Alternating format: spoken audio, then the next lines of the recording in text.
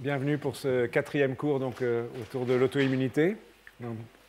Pour ceux qui étaient là la dernière fois, vous vous souvenez peut-être que je n'avais pas terminé le 3e cours sur les lymphocytes régulateurs, donc on va le finir avant de se reposer la question de savoir si les notions dont on a parlé les 2 derniers cours, c'est-à-dire d'une part la destruction, la délétion des lymphocytes T et B autoréactifs couplés aux lymphocytes régulateurs suffisaient à rendre compte du fait que, en règle, les cellules auto-immunes étaient sous contrôle, ou bien si les choses sont un peu plus compliquées.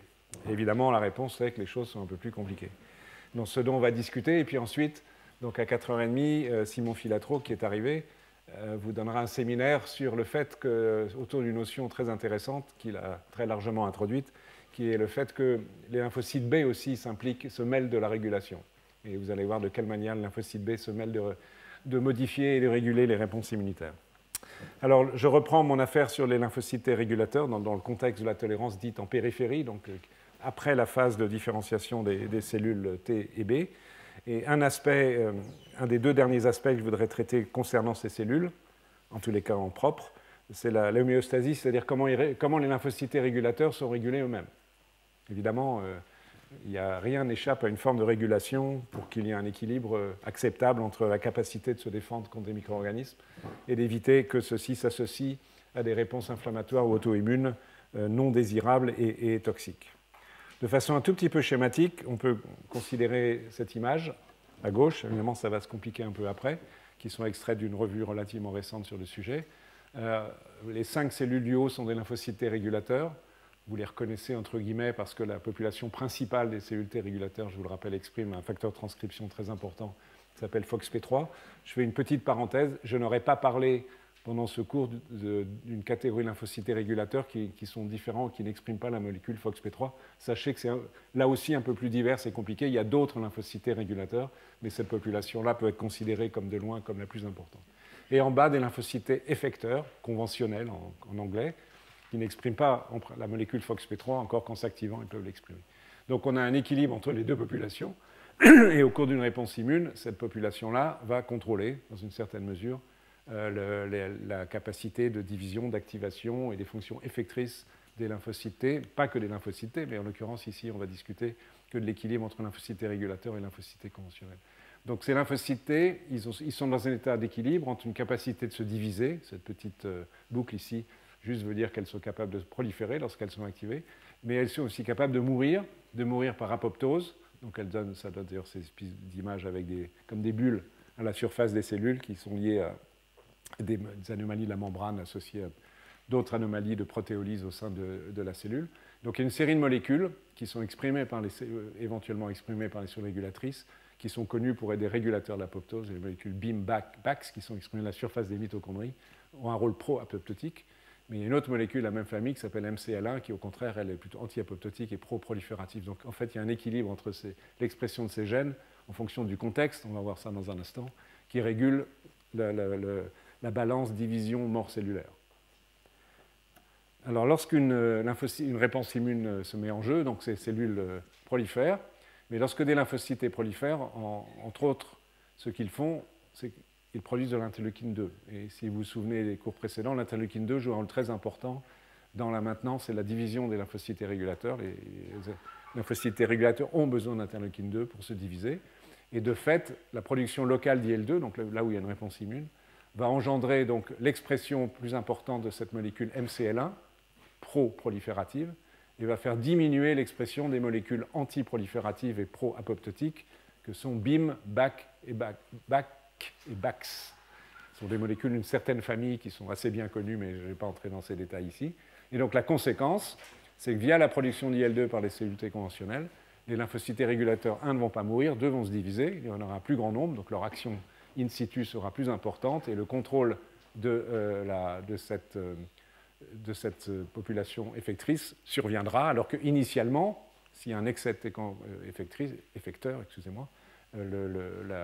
la régulation est d'intensité plus faible. Donc, il y a un jeu de balance très IL2 dépendant, et on peut se retrouver dans une situation inverse, c'est que, disons, au bout d'un certain temps de la même réponse immune, il y a eu donc expansion des lymphocytes régulatrices, donc de ce fait, contrôle des cellules T conventionnelles, qui vont arrêter de se diviser, qui vont mourir directement ou indirectement, ne vont plus relarguer d'IL2. Donc les phénomènes liés à l'activation des solutés régulatrices, donc pro-division, anti-mort cellulaire, via l'IL2 cessent, et donc de ce fait, l'excès de lymphocytes régulateurs va être contrôlé avec une mort cellulaire, cette fois-ci par l'expression induite de BIM, BAC et BAX et la mort cellulaire. Donc il y a un jeu d'équilibre qui se fait en permanence, qu'on peut reprendre et l'illustrer d'autres façons. Donc à nouveau l'équilibre lié en grande partie à l'IL2 entre ici les cellules conventionnelles et les cellules régulatrices. Elles sont dans l'autre sens par rapport à l'image précédente. En vert, les cellules régulatrices, en bleu, une cellule CD4, ça pourrait être CD8.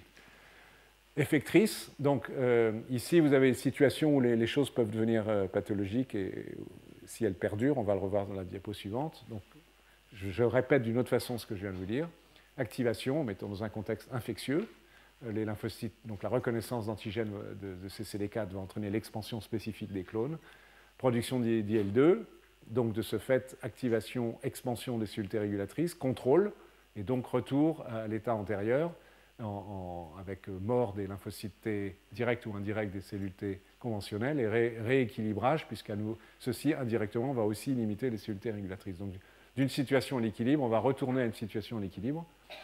Encore une fois, en grande partie, c'est sûrement un peu plus compliqué, mais certainement en partie en fonction de la disponibilité in situ locale, là où la réponse immunitaire est mise en jeu, de l'interleukine 2. Donc ceci peut être dévié de façon pathologique au cours de maladies auto-immunes, par exemple, où il y a plusieurs mécanismes par lesquels ceci peut être modifié. La première, par exemple, ici, peut-être si, en bleu à nouveau, les cellules effectrices, si les mécanismes de régulation de la production d'IL2 ne sont pas normaux, donc s'il y a un excès de production d'interleukine 2, il pourrait y avoir un excès d'activation de lymphocytes et régulateurs, donc il y aura un effet qui inhiberait de façon excessive une réponse immune. Et à l'inverse, il peut y avoir le phénomène inverse, qui est qu'il y a un défaut de production d'IL2, donc un défaut de mise en jeu des cellules T régulatrices, et de ce fait une expansion de cellules T effectrices qui peuvent être éventuellement auto-immunes pour des raisons diverses. Il y a un facteur de transcription qui s'appelle Aiolos, qui est particulièrement impliqué dans cette régulation de l'IL2 pour une sous-catégorie de cellules effectrices qui sont très importantes dans la réponse inflammatoire, qui sont les TH17, on a déjà à l'occasion parlé. Donc il a été montré qu'il pouvait y avoir, même si le mécanisme premier n'est pas connu, mais des défauts d'expression d'Aiolos qui font qu'il y a un excès d'inhibition de la production d'IL2 et donc un défaut d'activation des cellules T régulatrices, donc une réponse effectrice excessive. Il peut y avoir le fait que ces cellules produisent en grand excès du récepteur soluble pour l'interleukine 2 qui se fixe sur l'IL2 et donc l'IL2 ne devient plus disponible pour activer les lymphocytes T régulateurs qui sont maintenant localisés ici. Enfin, là, ils sont des CD8 activés, mais donc c'est une troisième façon, et aussi l'expansion liée à l'IL2 des cellules T effectrices cette fois-ci, et non plus régulatrices, peut être excessive. Donc tous ces éléments peuvent être perturbés de façon secondaire au cours de maladies auto-immunes ou inflammatoires, sans qu'on en connaisse le mécanisme précis, mais peuvent éventuellement avoir pour conséquence un défaut de mise en jeu de cellules T régulatrices au cours de ces pathologies. Mais ceci reste de la notion assez générale. Il y a aussi une autre notion, c'est que ces cellules T régulatrices contrôlent les cellules T régulatrices. Donc pour un mécanisme toujours aussi simple. Et ceci se passe au niveau de la production des cellules T régulatrices du thymus, donc celles qui sont produites de façon continue, en principe, au cours de la vie intrathymique. Donc je vous rappelle qu'au sein du thymus, donc là où sont produits les lymphocytes T, il y a des cellules T précurseurs, et dans certaines conditions, ces cellules T précurseurs, on a discuté en fonction de l'affinité pour l'antigène, on va d'ailleurs en reparler, vous allez voir tout à l'heure. Ces cellules T sont susceptibles de se différencier en cellules T régulatrices, avec l'expression de FOXP3 et d'une série de molécules. Et notamment, ceci se fait dans un contexte où l'antigène est présenté par des cellules dendritiques qui vont produire des cytokines, l'interleukine 2 à nouveau, nécessaire à la division des précurseurs aussi, une cytokine qui s'appelle le TGF-bêta, qui favorise cette différenciation de cellules T précurseurs en cellules T régulatrices qui migrent en périphérie. Okay. Jusque-là, c'est un rappel de choses que nous avons déjà vues. Mais on peut, dans des expériences de recul chez la souris, si on marque des lymphocytes T régulateurs, ici, si j'arrive à lire mon affaire, dans un contexte où les lymphocytes T conventionnels sont marqués avec la GFP, la protéine fluorescente, on peut voir la vitesse de réapparition des cellules effectrices versus les cellules conventionnelles. Et vous pouvez voir qu'elle est beaucoup plus importante pour les cellules régulatrices en termes de cellules présentes dans le thymus. C'est-à-dire que ce qu'on observe ici, j'aurais dû commencer par dire dans ce sens-là, c'est la présence dans le thymus de cellules T périphériques. Autrement dit, il y a un retour de cellules T dans le thymus, de retour de cellules T conventionnelles, très peu, des cellules T régulatrices, beaucoup. Donc les cellules T régulatrices sont capables de migrer parmi leurs différents sites de migration, les différents sites de migration, à côté des organes lymphoïdes, des tissus où se produisent une réponse immune, ils peuvent aussi retourner dans le thymus. Et ils le font donc avec une certaine efficacité. Et on peut montrer que, dans un modèle in vitro, cette fois-ci, que ces lymphocytes T régulateurs, lorsqu'ils retournent dans le thymus, peuvent inhiber la production des lymphocytes T régulateurs. Donc c'est une boucle de rétrocontrôle. On va regarder cela ici. Donc le message que je vais essayer de vous démontrer, c'est que les lymphocytes T régulateurs inhibent le développement intrathymique des lymphocytes T régulateurs. Okay. Donc comment ceci est étudié, cette fois-ci, ce n'est pas in vivo, c'est in vitro, dans un système de culture de thymus fœtal au laboratoire, in vitro, dans laquelle on va ajouter dans cette culture des cellules du thymus ou non des cellules T régulatrices, et on va regarder ce qui se passe dans des conditions où on peut obtenir le développement de lymphocytes T régulateurs. Et on observe que si on ajoute des cellules T régulatrices, c'est le plus ici, et qu'on compte la fraction de cellules T régulatrices produites de façon endogène, un système qui différencie la population ajoutée de la population qui se différencie dans ce système de culture, vous voyez que pour chaque cercle correspond à une expérience donnée, il y a une diminution très significative de la fraction de cellules T régulatrices. Donc la présence de cellules T régulatrices bloque la production de cellules T régulatrices. Si on fait l'expérience avec des cellules T non régulatrices, il ne se passe rien. Okay. Et est-ce que cette diminution des T régulatrices correspond à une diminution des précurseurs de cellules T régulatrices? Je n'entre pas dans le détail, la réponse est non. Donc ce qui se passe ici, c'est un blocage de la différenciation des cellules T régulatrices. Donc il y a une boucle de rétrocontrôle par les propres cellules régulatrices. En fait, comment ça fonctionne? Probablement essentiellement à nouveau par l'interleukine 2.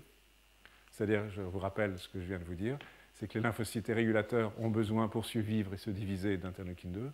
Donc si in situ, il y a des lymphocytes régulateurs, ils vont consommer l'interleukine 2 produit localement, notamment dans ces conditions-là, par les cellules de l'environnement des précurseurs thymiques, et que dans cette situation où l'IL2 est consommé, cette voie de différenciation des T précurseurs vers les T régulatrices ne peut pas se faire convenablement. Okay. Donc c'est une façon de limiter, d'avoir une homéostasie et de limiter le développement en permanence de lymphocytes T régulateurs. Et le fait que ce type de mécanisme de régulation, probablement il y en a d'autres, celui-là a été décrit récemment, démontre en soi que le système immunitaire est en situation d'équilibre assez finement régulé et qu'il est nécessaire de maintenir la population régulatrice à juste ce qu'il faut, ni trop ni trop peu, pour des raisons qui sont tout à fait claires. La dernière question que je voudrais discuter à propos des lymphocytes T régulateurs, avant qu'on aborde un autre sujet qui est proprement parlé le cours d'aujourd'hui, c'est où sont localisés les lymphocytes T régulateurs dans le corps. Et il y a des données très intéressantes qui ont été récemment rapportées par un groupe de quelqu'un qui est particulièrement expert dans l'analyse anatomo-fonctionnelle du système immunitaire, qui s'appelle Ron Germain, qui travaille aux États-Unis au NIH. Et ce que vous allez voir, c'est qu'ils ne sont pas n'importe où parmi les cellules du système immunitaire. Ils sont assez logiquement là où on s'attend à ce qu'ils soient, c'est-à-dire à l'entrée des organes lymphoïdes secondaires, donc là où s'initient les réponses immunes lorsqu'il y a activation, par exemple des antigènes exogènes ou bien, pourquoi pas, des auto-antigènes. Et aussi, ils sont présents à l'interface de l'environnement extérieur, donc au niveau des muqueuses. On va en discuter un petit peu plus loin. Donc là, il y a des données récentes magnifiques, ce que vous allez voir, au sens propre, vous allez voir les photos, qui permettent de montrer où sont ces lymphocytes régulateurs. Le schéma, avant de voir les évidences expérimentales et les descriptions, c'est ceci. Donc, on peut dire que vous allez voir que les lymphocytes régulateurs sont in the right place at the right time, au bon endroit, au bon moment, pour limiter un excès d'une réponse immune ou bien empêcher même éventuellement une réponse auto-immune.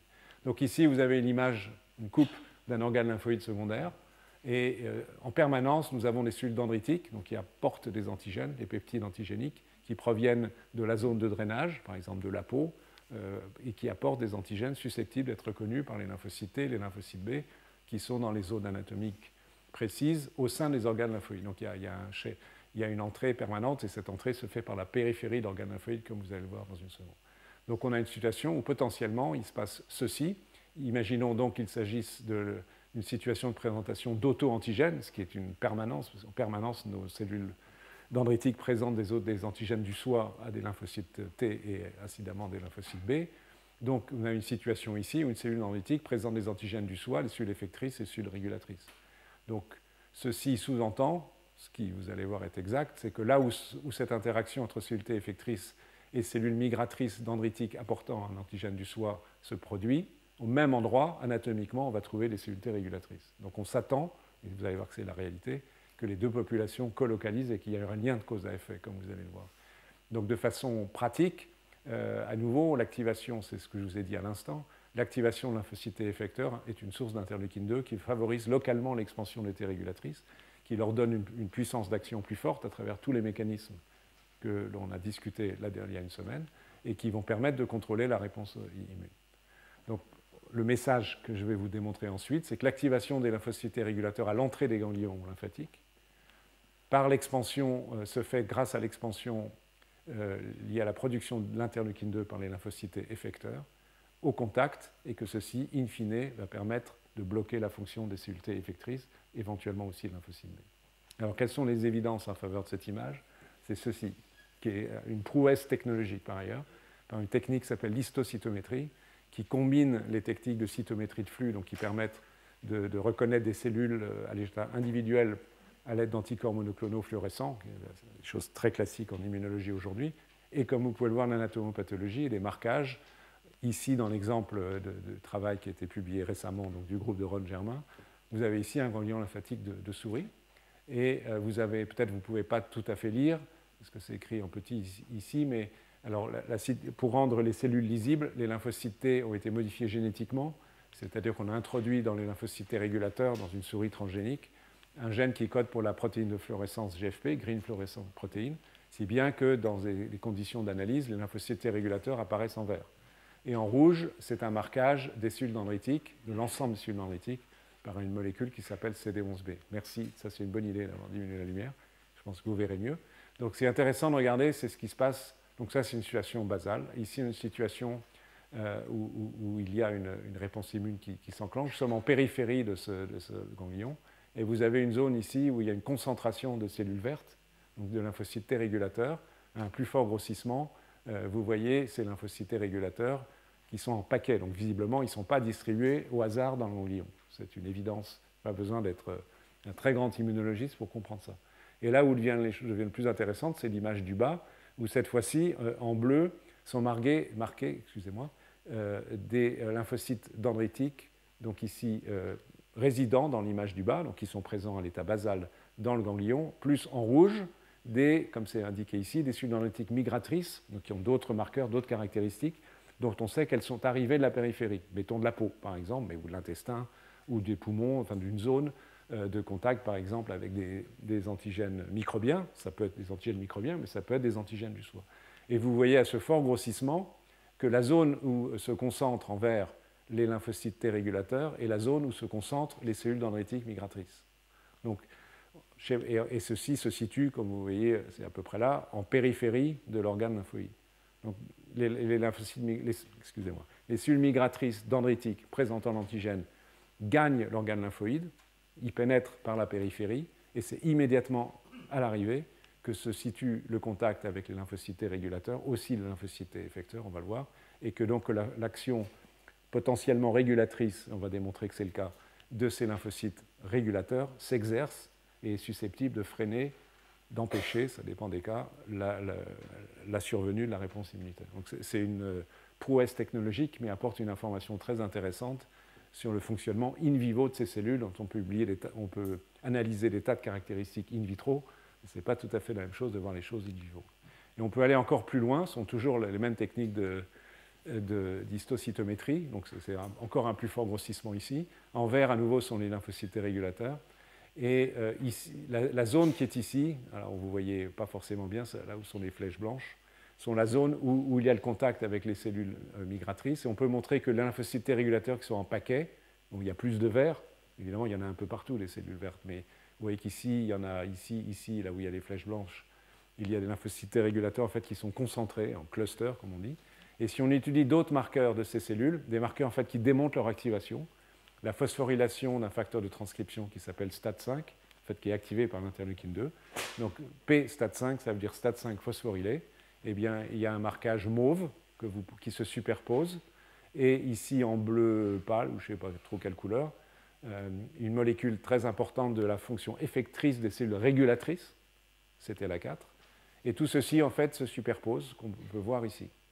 Donc, en fait, non seulement ces deux notions, celle-ci et celle-ci, se combinent pour dire, les lymphocytes régulateurs se retrouvent dans la même zone où arrivent les cellules migratoires dendritiques, et que, localement, on peut trouver des lymphocytes régulateurs activés, donc qui sont dans une situation où non seulement ils sont en contact, mais ceci a été induit par une réponse immune, l'IL2, ça c'était la diapo d'avant, donc il s'est passé ce qui est imagé ici. Okay. Pardon, j'ai oublié une chose ici, ça c'est une quantification pour l'expression en fluorescence de CTLA4. Vous pouvez voir que le niveau d'expression de cette molécule, on voit mieux que là parce que c'est vrai que l'image en soi n'est pas absolument totalement démonstratrice, mais la quantification est probante, c'est-à-dire que si on considère les lymphocytes T régulateurs en cluster, donc regroupés, là où il y a les flèches blanches, le niveau d'expression de CTLA4 est à peu près, ce n'est pas une notion régulière normale, mais 3 fois plus élevé au minimum que sur les cellules T régulateurs qui sont répartis partout. Donc, en moyenne, les lymphocytes T régulateurs qui sont dispersés dans l'organe lymphoïde ne sont pas activés, tandis que ceux qui sont en cluster sont activés. Donc on a une situation où les deux convergent. Et on peut montrer que, on peut aller encore plus loin, c'est toujours le même papier, le même travail que je trouve magnifique, c'est que l'activation de ces lymphocytes régulateurs et le fait qu'ils forment des clusters, qu'on vient de voir, ces images-là, dépend de la présence de lymphocytes T effecteurs, donc ce qui permet de boucler la boucle du schéma que je vous ai montré tout à l'heure. Regardez ce qu'il en est. La technique, ça devient sur le plan expérimental, c'est une prouesse encore plus importante, parce que pour arriver donc à montrer cela, l'équipe de Ron Germain a utilisé des souris dans lesquelles, à un moment donné, on va induire la mort des lymphocytes T effecteurs. Et ceci peut se faire en utilisant des systèmes assez complexes de souris transgéniques dans laquelle, sous le contrôle d'une enzyme inductible qui peut activer le système sous l'effet du tamoxifène, qui induit cet enzyme creux qui va couper l'ADN à un certain endroit. Ceci fait que le locus du récepteur T alpha est coupé, et s'il n'y a plus d'expression du récepteur T parce que le gène n'est plus là, la cellule va mourir. Et ceci donc dans une situation où par ailleurs les cellules régulatrices, elles, sont apportées artificiellement, donc évidemment c'est un système ultra artificiel, on peut induire assez rapidement l'ablation, la disparition des cellules T effectrices. Donc on a une situation, il y avait des cellules T effectrices, on traite par le tamoxifène, donc un agent inducteur de la famille des œstrogènes, on induit l'activation de l'enzyme, on induit une cassure du gène qui code pour le TCR, alpha, on induit la mort des lymphocytes. Et on peut regarder qu'est-ce qui se passe pour ces fameux lymphocytes régulateurs qui, eux, sont toujours là, quand il y a ou il n'y a plus lymphocytes effecteurs. Donc ici, au niveau d'organes lymphoïdes mésentériques, donc les ganglions associés à l'intestin. Ici, c'est au niveau de l'iléon, si je me rappelle bien, et ça, c'est l'ensemble des lymphocytes, LN, c'est lymph nodes en anglais, des ganglions lymphoïdes de l'ensemble du corps. En rouge, vous avez la situation, lorsque les cellules T effectrices sont présentes, donc on ne les a pas tuées, vous voyez qu'il y a un certain nombre, un certain pourcentage des lymphocytes régulateurs qui sont regroupés en clusters. Si on tue les lymphocytes, on attend un petit moment, ça chute complètement. Donc autrement dit, ça démontre, ce qui était dans l'image ici, c'est que pour observer ce phénomène de clusterisation de cellules régulateurs, il faut qu'il y ait un message qui vienne des lymphocytes effecteurs activés par les cellules migratrices présentant l'antigène et qui passe par l'interleukine 2. Ça, je ne voulais pas démontrer, mais d'autres travaux l'indiquent. Donc ce mariage à 3, l'activation des cellules par les cellules présentatrices d'antigènes qui sont entrées dans l'organe lymphoïde, éventuellement présentant des antigènes du soi, active des lymphocytes effecteurs qui eux-mêmes, notamment via la production d'IL2, activent les cellules T régulatrices qui se retrouvent en cluster et qui vont inhiber les lymphocytes effecteurs. Donc ce schéma, le travail là, du groupe de Ron Germain le démontre de façon très précise et je pense que c'est une avancée assez importante de la compréhension de la fonction in vivo, parce que c'est bien l'étude des cellules et du système in vitro, mais c'est toujours plus convaincant lorsqu'on peut montrer les choses in vivo. Donc voilà pour cela. Le tout dernier point, c'est qu'en fait, ces lymphocytes régulateurs, ils expriment toute une série de récepteurs. On a vu récepteurs pour l'interleukine 2, j'en ai abondamment parlé depuis 10 minutes, voire plus, mais aussi d'autres types de récepteurs, indépendamment de celui qui reconnaît l'antigène, qui modulent leur fonction, et notamment au niveau de l'intestin. Au niveau de l'intestin, les lymphocytes T régulateurs jouent un rôle très important dans l'homéostasie, disons l'équilibre entre le contrôle de la flore microbienne physiologique qui est dans le côlon, qui doit être sous contrôle, mais ne doit pas être inhibé, doit pouvoir persister, et éviter une invasion de l'organisme par des micro-organismes ou une modification de la flore digestive. Donc il y a toute une série de signaux qui modulent cette réponse, et je vais vous en montrer un exemple, qui est une cytokine qui s'appelle l'alarmine, son nom est assez évocateur, ou interleukine 33. Donc au niveau du côlon, on peut montrer que lorsqu'il y a une situation d'agression, de lésion intestinale, épithéliale, des cellules épithéliales qui revêtent l'intestin, et en particulier au niveau du côlon où il y a beaucoup de cellules régulatrices, beaucoup de germes, quel que soit le mécanisme responsable de ces lésions, ça peut être une infection, ça peut être un processus inflammatoire, auto-immun, ou pourquoi pas traumatique, ou que sais-je, les cellules épithéliales vont libérer cette substance, cette cytokine, au nom bien porté d'alarmine, interleukine 33. Il se trouve que les lymphocytes T régulateurs, donc parmi d'autres molécules réceptrices qui captent des signaux de leur environnement, on a vu sur la précédente qu'il y en a d'autres, mais c'est un exemple. Donc sous l'effet du récepteur de l'alarmine, ce récepteur s'appelle ST2, les lymphocytes T régulateurs vont, au niveau du côlon, ça se passe uniquement au niveau du côlon, cette affaire, vont se différencier en plus de cellules régulatrices, je dis les choses pas de façon correcte. Plus de cellules régulatrices, ça veut dire une division cellulaire, c'est l'accumulation. La différenciation, ça veut dire c'est le fait que les lymphocytes T régulateurs vont être capables d'exercer leur fonction, de produire une série de substances, on a déjà parlé, l'interleukine 10 et d'autres, et par contact, et vont bloquer les réponses immunes. Et ceci est montré aussi à travers un travail récent ici, où vous avez l'observation que, contrairement à la rate, contrairement aux ganglions lymphatiques mésentériques, dans le côlon, donc sous la surface de l'épithélium colique, on peut trouver des cellules qui sont ici, c'est un marquage de cytométrie de flux, qui expriment à la fois FOXP3, donc c'est les cellules T régulatrices, chez la souris, ça ne pose pas trop de sujets de discussion, mais aussi ST2, donc le récepteur de l'alarmine. Donc ces cellules sont doublement marquées, à la fois sur l'axe des Y, c'est le marquage FOXP3, l'axe des X, ST2. Donc ce sont ces cellules-là qu'on ne trouve ni dans les organes lymphoïdes mésentériques, ni dans la rate. Donc ce sont des lymphocytes T régulateurs qui sont capables de recevoir ce type de signaux lorsqu'il y a une lésion épithéliale. Okay.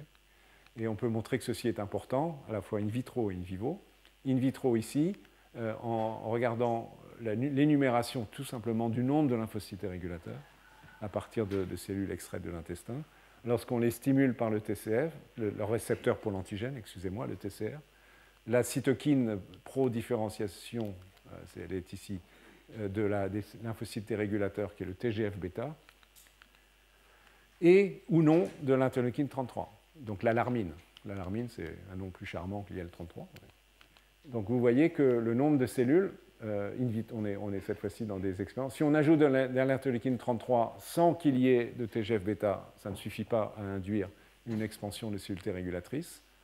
S'il y a le TGF-bêta, il y a un certain degré d'expansion, même s'il n'y a pas d'alarmine, mais quand il y a les deux, et la production in situ de TGF-bêta et l'alarmine, on a une expansion optimale de ces lymphocytes T régulateurs. Donc c'est clairement un signal important pour activer in situ ces cellules. Ça, c'est in vitro, mais in vivo, c'est mieux. On regarde ce qui se passe dans le côlon de souris et on compte le nombre de cellules T régulateurs FOXP3. Donc c'est 100 000, 200 000, 300 000, 400 000, peu importe. Dans des situations au repos, là, on n'a pas stimulé, pas modifié en rien la souris. Vous voyez qu'il y a un certain nombre de cellules T régulateurs, pas beaucoup. Si on utilise des souris dont on a inactivé le gène qui code pour le récepteur de l'alarmine, ST2, ça ne change rien. Mais cette fois-ci, en situation d'inflammation, qu'on peut engendrer par exemple en faisant boire aux souris une substance comme le sulfate de dextran, mais il y a d'autres manières de le faire, qui entraîne des lésions importantes de l'épithélium, libération de l'alarmine qui se fixe sur ST2, vous voyez qu'il y a une augmentation considérable du nombre de lymphocytes T régulateurs, donc il y a une régulation favorisant leur expansion et donc le contrôle local de l'inflammation, et que chez des souris dont les lymphocytes T régulateurs n'expriment pas le récepteur pour l'alarmine. Certes, il y a une expansion, ce qui montre que ce n'est pas le seul mécanisme, mais cette expansion est moindre, donc démontrant que mon petit schéma, alors voilà, joue un rôle important, comme c'est indiqué ici, dans l'expansion, la différenciation des cellules régulatrices, et donc le contrôle de l'inflammation intestinale. Et sans pouvoir le démontrer formellement, il est assez probable que ces phénomènes sont assez cruciaux pour éviter que nous ayons en permanence une maladie inflammatoire de l'intestin, autrement dit une maladie de Crohn par exemple. Et qu'il est possible, non démontré, que ces phénomènes soient perturbés au cours des maladies inflammatoires de l'intestin. En tous les cas, ils le sont dans les maladies monogéniques dont on a déjà parlé. Les êtres humains ou les souris qui sont déficitaires en FOXP3 ont une inflammation intestinale massive, par défaut de contrôle des fonctions effectrices. Voilà, je pense qu'on a à peu près terminé avec les cellules régulatrices, si ce n'est quand même pour dire que à ce stade-là, de ce que je vous ai raconté la dernière fois, la fois d'avant, on a parlé il y a 2 semaines du contrôle central pour les lymphocytes dans le thymus des lymphocytes spécifiques du soi les plus affins et qui meurent. On a parlé du fait qu'il peut y avoir donc un phénomène de tolérance périphérique lié aux lymphocytes régulateurs. On l'a vu sous différentes formes. Mais vous voyez, mon rectangle, il y a un blanc là en dessous.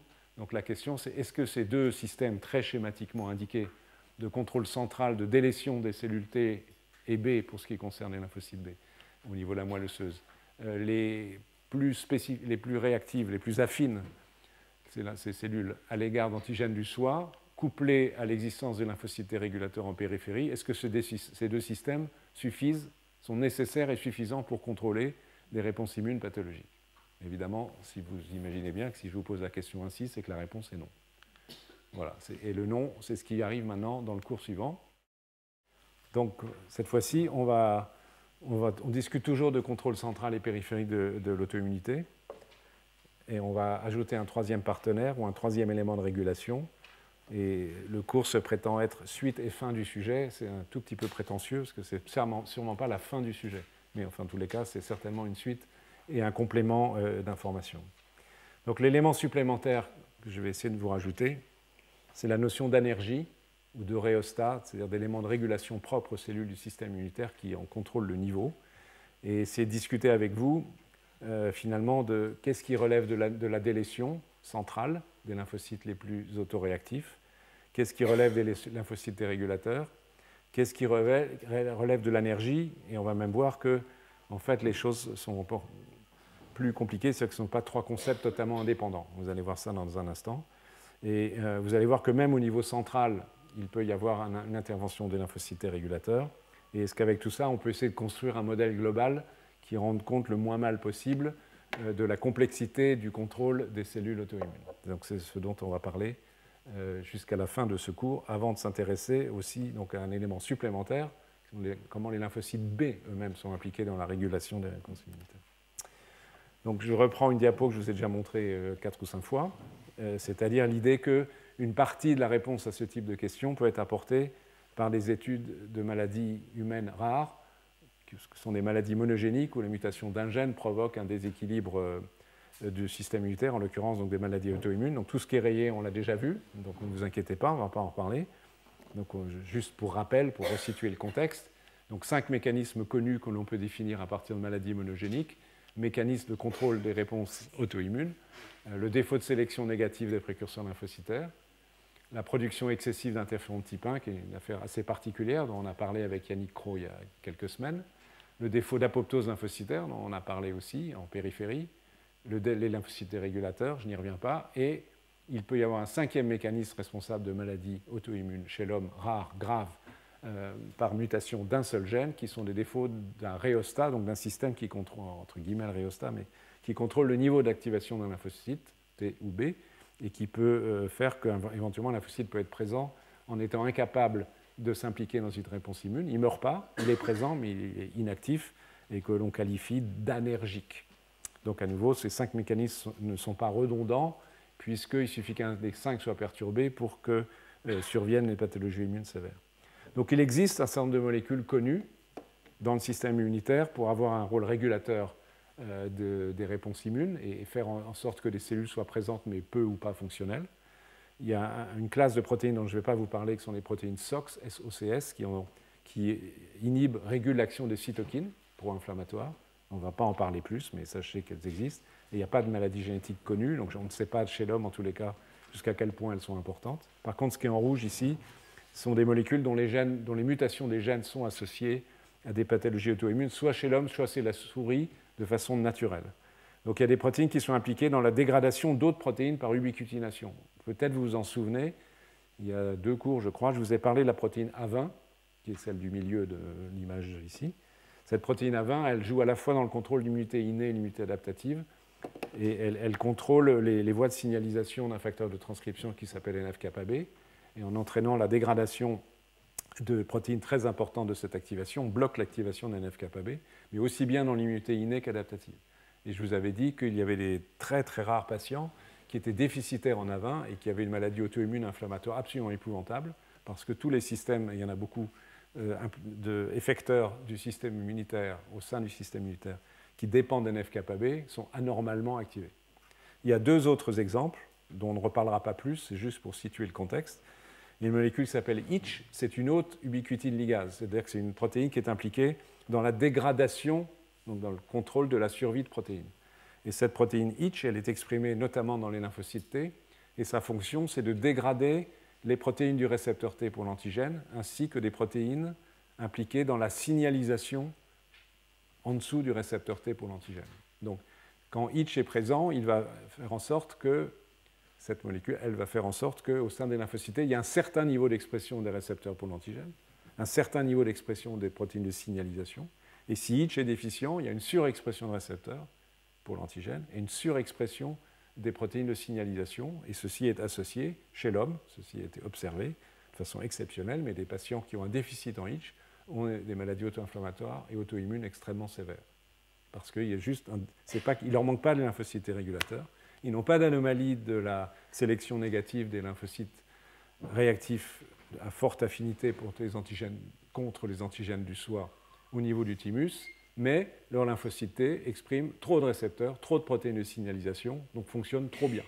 Et s'ils fonctionnent trop bien, cela induit des réponses auto-immunes compte tenu de l'équilibre très fragile entre auto-immunité et réponses exogènes.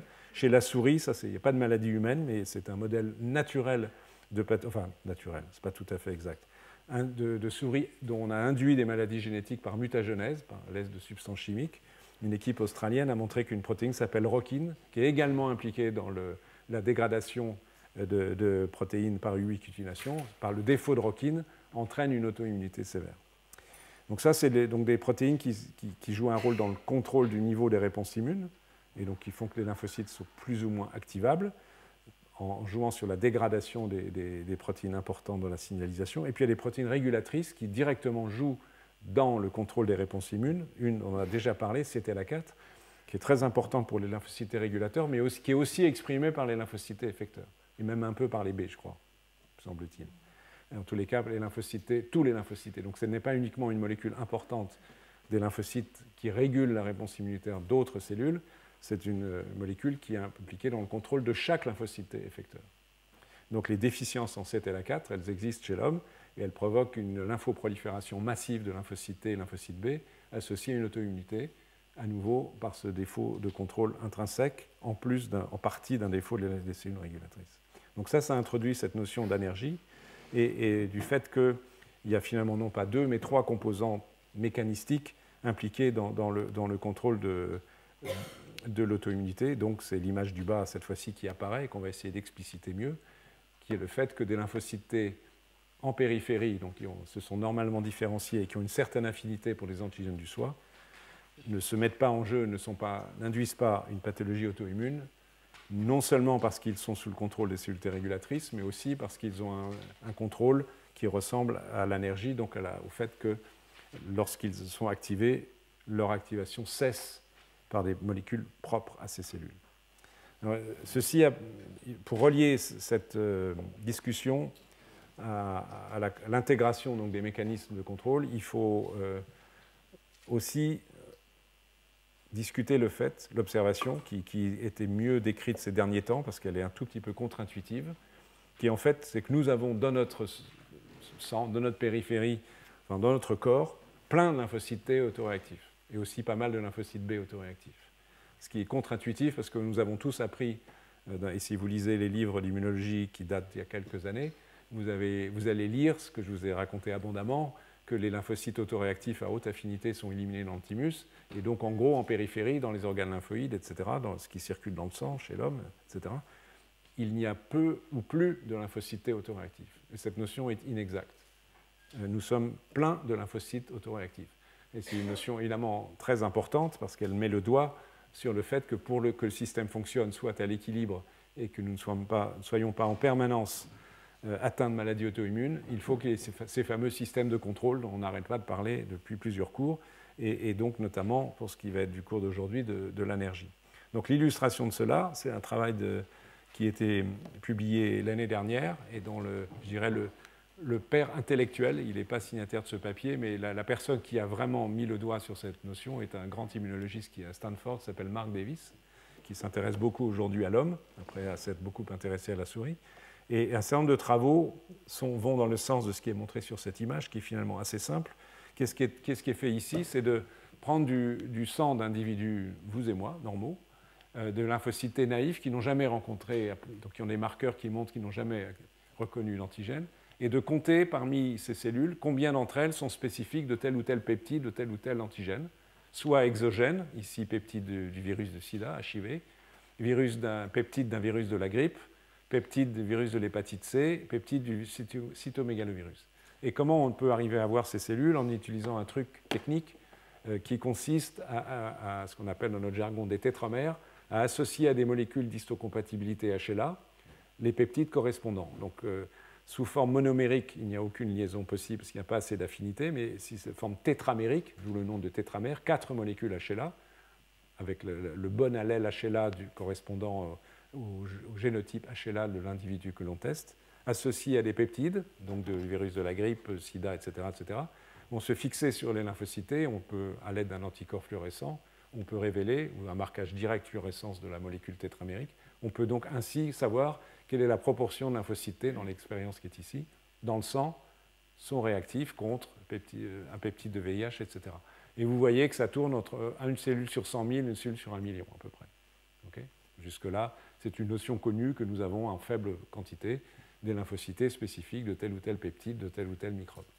Et la grande surprise, c'est ce qui est à droite. C'est la même expérience, mais au lieu d'utiliser des peptides provenant de protéines microbiennes, virus dans le cas présent, ici, ce sont des peptides du soi. GAD, par exemple, c'est une enzyme qui est exprimée dans le pancréas, à l'égard de laquelle les réponses immunes provoquent le diabète. Pour être tout à fait honnête, je ne me souviens plus de la signification de FBA, KER et PPI, mais ce sont des peptides du soi, donc des fragments peptidiques de protéines du foie ou de l'intestin ou du pancréas. Et vous voyez que la fréquence de ces cellules, reconnaissant soit FBA, soit KER, soit GAD, associé au diabète, soit PPI, chez des individus bien portants. Il ne s'agit pas d'individus atteints de maladies auto-immunes, et du même ordre de grandeur, quelque part entre 1 pour 100 000 et 1 pour million, que des lymphocytes T non réactifs du soi. Donc ceci démontre de façon absolument irrévocable et tout à fait claire qu'en fait nous sommes pleins de lymphocytes autoréactifs, mais ils sont en permanence sous contrôle et ne provoquent pas de pathologie auto-immune. Il en est de même pour le lymphocyte B, mais je crois que je n'ai pas mis la diapo là, mais finalement, dans une situation de personnes malades, cette fois-ci, est-ce qu'il y a une grande différence? Oui, mais pas tant que ça. Vous avez ici exactement le même type d'expérience. C'est des sujets diabétiques, donc PPI dans ma diapo d'avant, ça me permet de dire que c'est PPI, maintenant ça me revient, c'est pré-pro-insuline, donc c'est un peptide de la molécule qui, par clivage, donne naissance à l'insuline, donc typiquement une cible du diabète.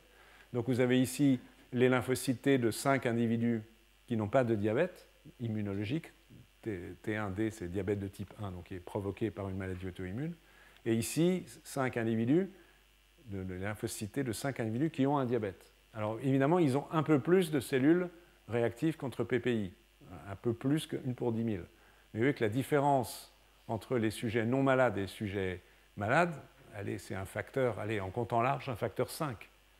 C'est relativement faible et surprenant. Ce sont leurs résultats qui étaient intuitivement, excusez-moi, pas évident à envisager. Donc, différence faible entre sujets diabétiques et non diabétiques. On peut voir aussi les choses d'une autre façon, mais ça revient au même. C'est juste pour illustrer mon propos. si on regarde des lymphocytes T de peptides reconnaissant lymphocytes T spécifiques de peptides, excusez-moi, associés, je recommence parce que ma phrase n'avait pas de sens, de lymphocytes T spécifiques de peptides issus de protéines codées par le chromosome Y, donc protéines qui sont présentes que chez les hommes. Okay, donc, logiquement, vous vous attendez à ce qu'un homme n'ait pas de lymphocytes T spécifiques d'un peptide codé par un gène du chromosome Y, en faisant l'hypothèse que de tels lymphocytes T ont été éliminés dans le thymus.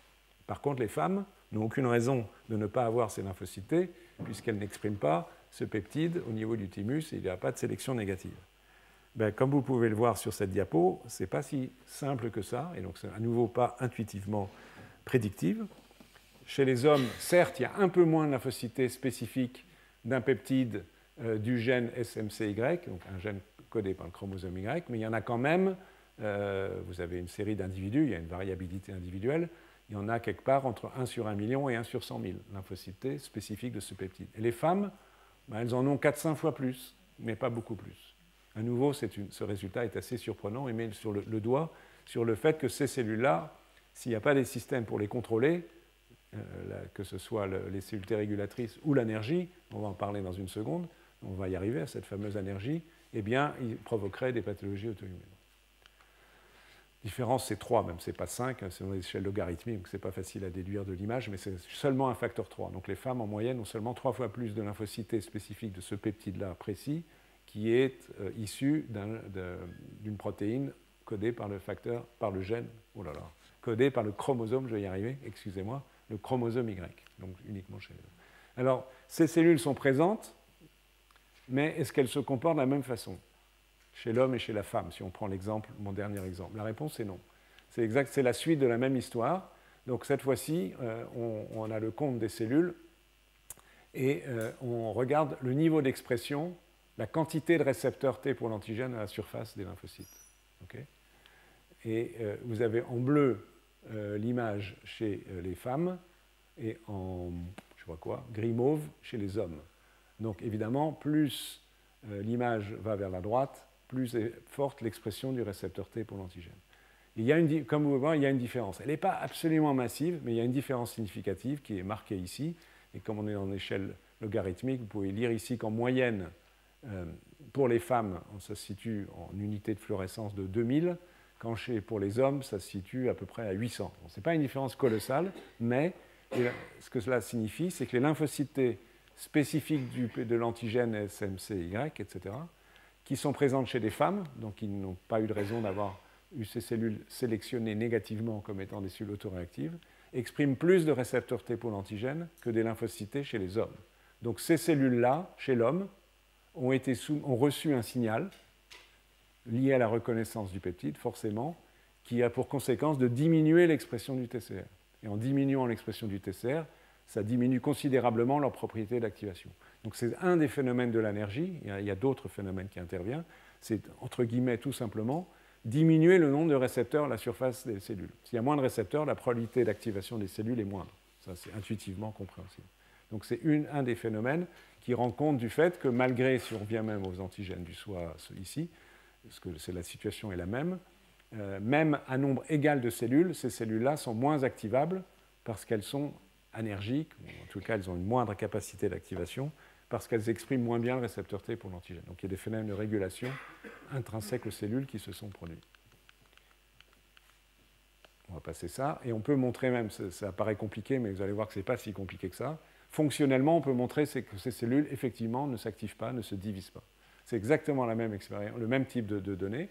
Vous avez ici, on va comparer la situation de lymphocytes T qui sont réactifs du soi, contre des peptides du soi, versus des lymphocytes T qui reconnaissent des antigènes exogènes. Et encore une fois, virus de la grippe, cytomégalovirus, etc., etc.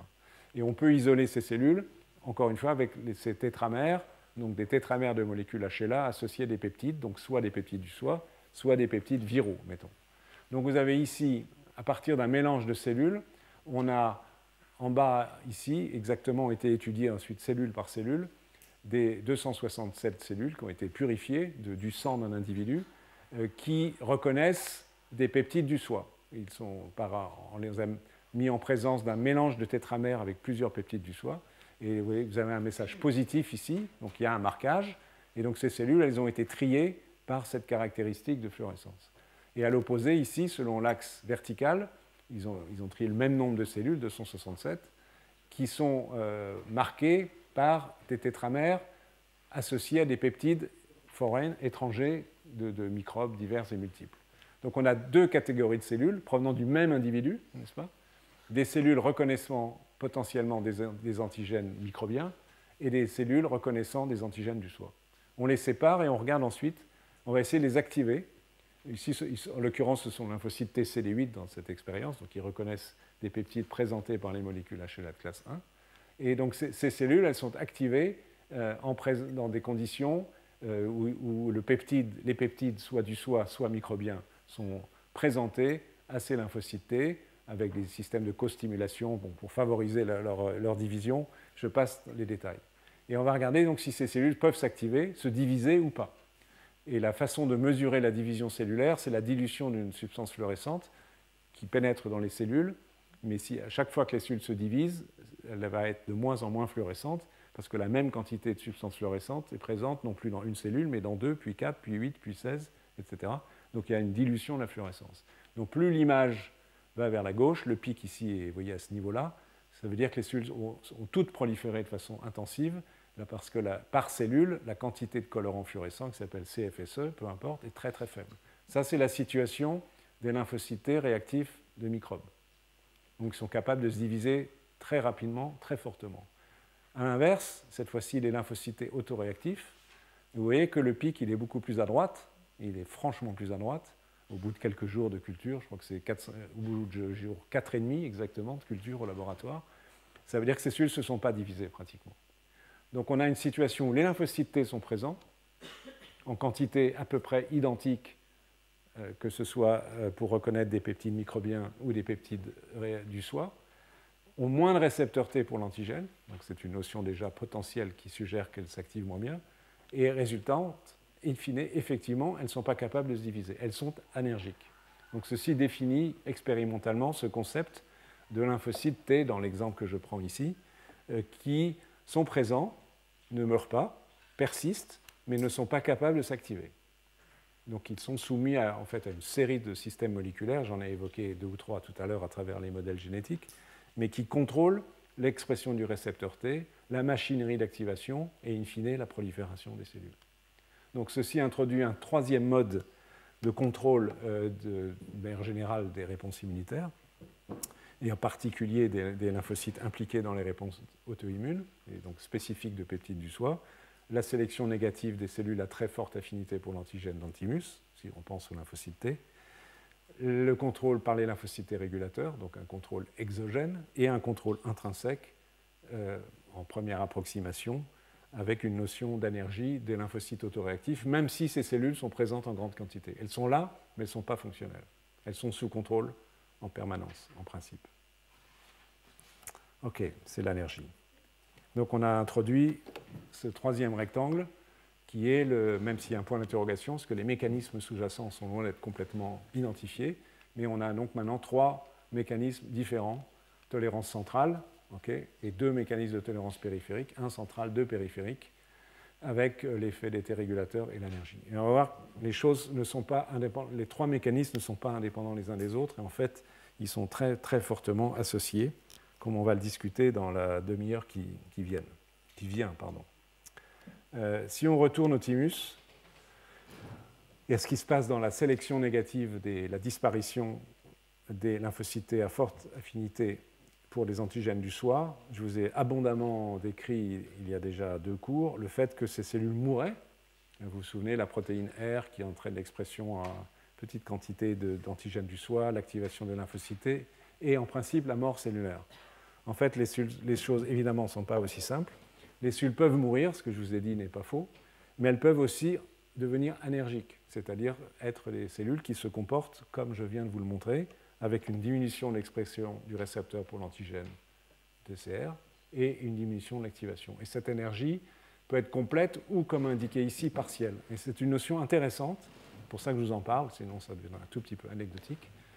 entre guillemets, l'avantage. Si avantage, on n'est pas dans un système finaliste. Donc, si avantage, ça veut dire que cette façon de procéder a été sélectionnée au cours de l'évolution. L'avantage du système, c'est que ces lymphocytes T partiellement énergiques, donc plus difficilement activables, mais ils ne disparaissent pas. Et il n'est pas exclu que certains d'entre eux, à côté du fait qu'ils puissent être autoréactifs, puissent être aussi capables de reconnaître des peptides étrangers. Donc ça veut dire que dans certaines conditions d'activation, qui doivent être particulièrement robustes pour surmonter l'énergie partielle, ces lymphocytes T dont la capacité d'activation a été modérée pour éviter une pathologie auto-immune, si l'activation était forte, peuvent être quand même remises en jeu dans une réponse anti-infectieuse. Donc c'est un mécanisme de semi-protection, donc avec des garde-fous des deux côtés, à la fois éviter évidemment un risque accru, excessif, entre guillemets, d'auto-immunité, mais de l'autre, préserver une capacité de réponse contre des antigènes microbiens si la stimulation est suffisamment importante pour ce faire.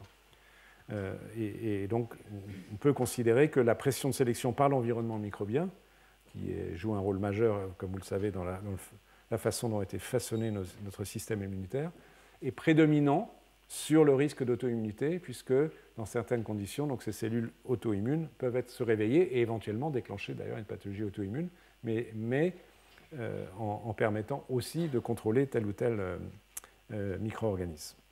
Donc on va voir ces notions maintenant sous un autre angle. Je suis désolé, c'est en train de devenir un peu plus compliqué, mais c'est la réalité des choses et des sortes de questions qui se posent. C'est que tous ces phénomènes d'élétion centrale, éventuellement parfois périphériques, mais énergie et cellules T régulatrices interviennent en fait de façon variable en fonction de où est exprimé et dans quelle quantité est exprimé l'auto-antigène. Et je vais vous le montrer à travers un modèle expérimental assez joli où ce phénomène a été étudié, mais qui reflète la complexité globale du système de contrôle de l'auto-immunité. Donc on va considérer trois situations. Une situation où un antigène du soi est exprimé de façon diffuse, c'est-à-dire par tous les tissus. L'intestin, les cellules sanguines elles-mêmes, le poumon, le cerveau, etc., etc.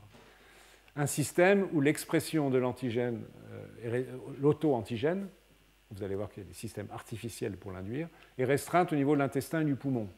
Ce n'est pas un choix tout à fait arbitraire. L'intestin et le poumon, ce sont les tissus, évidemment, où l'organisme est en contact avec les microbes. Et puis, un exemple très différent, le pancréas, qui n'est pas un organe en contact avec les microbes. Donc on va étudier si un auto-antigène est exprimé que dans le pancréas, comment on évite une maladie auto-immune. Si un auto-antigène est exprimé de façon diffuse dans tout le corps, comment est évitée une maladie auto-immune. Et dans la situation intermédiaire d'une expression restreinte, comment est évitée une maladie auto-immune. Donc comment se poser la question, ça ne peut être que chez la souris, avec des modèles transgéniques adéquats que je vais vous décrire. Mais tout d'abord, les résultats, avant de voir une partie des résultats, avant de voir le schéma expérimental. Lorsque l'expression de l'antigène du soi est diffuse, donc la protéine est présente partout dans le corps, on observe que l'essentiel des clones spécifiques des clones T, je parle de lymphocytes T ici, des clones T spécifiques de la protéine en question disparaissent, mais pas tous, environ 60%. Et ce qui reste est anergique, c'est-à-dire est dans la situation que je viens de vous décrire, lymphocyte présent mais incapable de s'activer ou très difficilement capable. Plus exactement, très difficilement capable de s'activer par l'auto-antigène. Si l'antigène du soi, je rappelle qu'il s'agit d'antigène du soi, est exprimé au niveau des cellules épithéliales de l'intestin et du poumon, on n'observe pas de délétion clonale, les lymphocytes sont présents, et ils ne sont même pas anergiques. On me dirait, mais donc il doit y avoir une maladie auto-immune. Non, parce qu'on va le voir dans un instant, il y a des cellules T régulatrices qui contrôlent ces lymphocytes. Et au niveau du pancréas, c'est une situation encore plus particulière. Il n'y a ni délétion, ni énergie, ni cellules régulatrices, schématiquement. Et ceci, vous allez le voir dans un instant à travers les modèles expérimentaux. Donc on a une situation où je complète délétion, énergie, cellules T régulatrices, donc les trois grands mécanismes schématiquement de contrôle. Dans un contexte, je me répète, mais pour essayer d'être, j'espère, à peu près clair, expression diffuse de l'antigène du soi, délétion de la majorité des clones, persistance de certains clones, mais ils sont énergiques, et pas d'évidence claire de cellules T régulatrices spécifiques du même antigène du soi. En tous les cas, dans le modèle expérimental que je vais vous montrer dans un instant. Expression restreinte à l'intestin et au poumon, pas de délétion, pas d'évidence de délétion, de disparition des cellules autoréactives, pas vraiment d'énergie, ce qui est une surprise, d'où le point d'exclamation, mais par contre, présence de lymphocytes T régulateurs qui rendent compte du fait qu'il n'y a pas de maladie auto-immune. physiologiquement. Et là, on arrive à une situation assez curieuse. Au niveau si l'antigène du soi est exprimé qu'au niveau du pancréas, ces îlots de Langerhans, pas de délétion, pas d'énergie, pas de cellules T régulatrices, et pourtant pas de maladie auto-immune.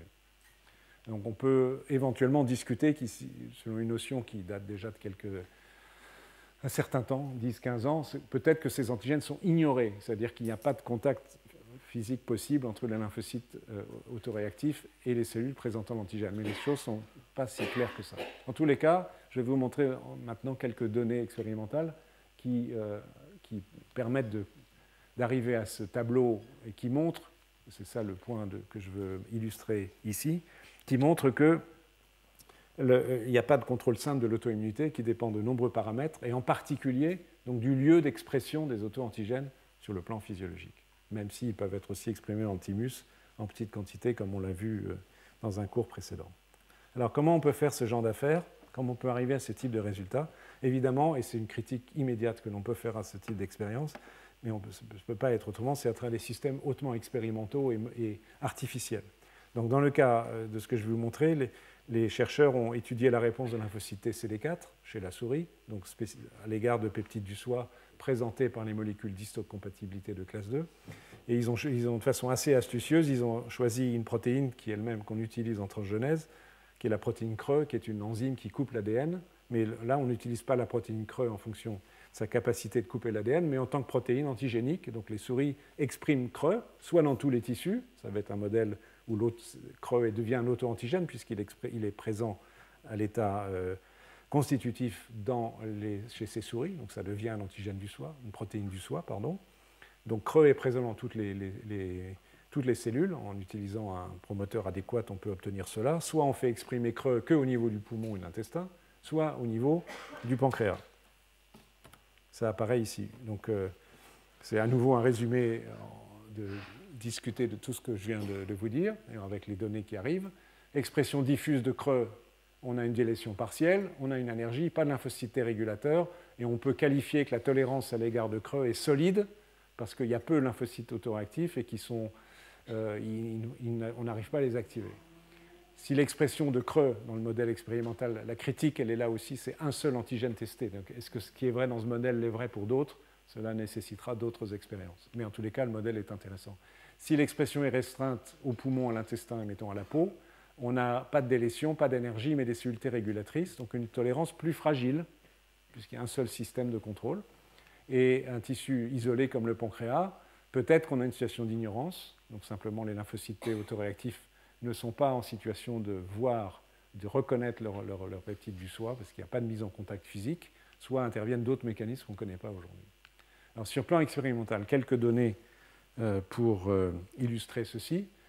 Donc il faut que vous habituiez, parce qu'il va y avoir 4-5 diapositives qui utilisent le même système. On utilise ici des promoteurs tissus spécifiques pour l'expression de CRE. Donc une souris transgénique dans laquelle l'expression de CRE est sous le contrôle d'un promoteur qui a comme conséquence que seul le pancréas va exprimer la protéine CRE, RIP, c'est le nom du promoteur du gène qu'on utilise à expression pancréatique spécifique. On peut utiliser, donc pour le poumon, c'est le promoteur du gène CC10, peu importe les noms, c'est juste pour vous expliquer le système. Pour l'intestin, c'est le promoteur du gène de la viline, qui est une protéine des cellules épithéliales, et un promoteur ubiquitaire lorsqu'on veut que CRE soit exprimé partout. Okay. Donc on a ici 5 types de souris, des souris sauvages contrôle, des souris dont l'expression de CRE a été induite sélectivement dans le pancréas, c'est la deuxième ligne ici, des souris dont l'expression de la protéine CRE est induite spécifiquement dans le poumon, quatrièmement, des souris dont l'expression de la protéine CRE est induite sélectivement dans l'intestin, et des souris dont l'expression de la protéine CRE est ubiquitaire. Et on va compter combien il y a de lymphocytes T dans le thymus, ici, dans la rate et les organes lymphoïdes, qui reconnaissent CRE. Et on utilise toujours ces systèmes de tétramères où on a les peptides de CRE associés à la molécule d'histocompatibilité qui présente le peptide au lymphocyte T.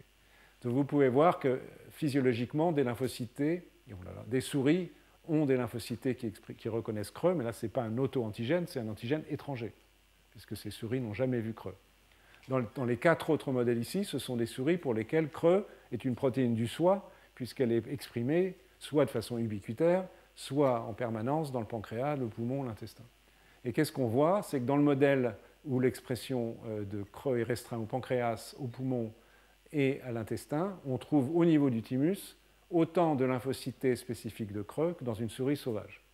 Donc le fait que ces souris soient tolérantes à l'égard de CRE ne change pas le nombre de lymphocytes T dans le niveau du thymus spécifique de cette protéine qui est devenue un antigène du soi.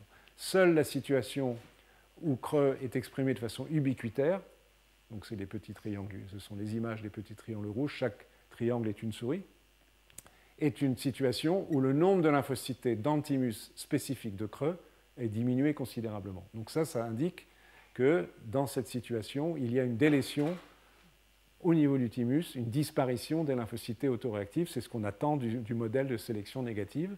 Mais vous voyez que ce modèle de sélection négative, il ne fonctionne bien que lorsque on a une expression abondante de la protéine CRE, pas dans les autres cas. Néanmoins, les souris qui ont CRE dans l'intestin, dans le poumon ou dans le pancréas n'ont pas de maladie auto-immune. Qu'est-ce qui se passe au niveau de la rate et des organes lymphoïdes, donc là où s'effectuent les réponses immunitaires? Le résultat est le même, donc ce qui est a priori surprenant. Pratiquement pas dans les souris qui expriment CRE de façon ubiquitaire, pratiquement pas de lymphocytes T spécifiques de CRE. La plupart ont été délétés, enfin 60%, on a vu tout à l'heure. Mais vous voyez bien ensuite que si vous regardez les cercles verts, les carrés noirs, les cercles noirs et les triangles noirs, les résultats sont les mêmes.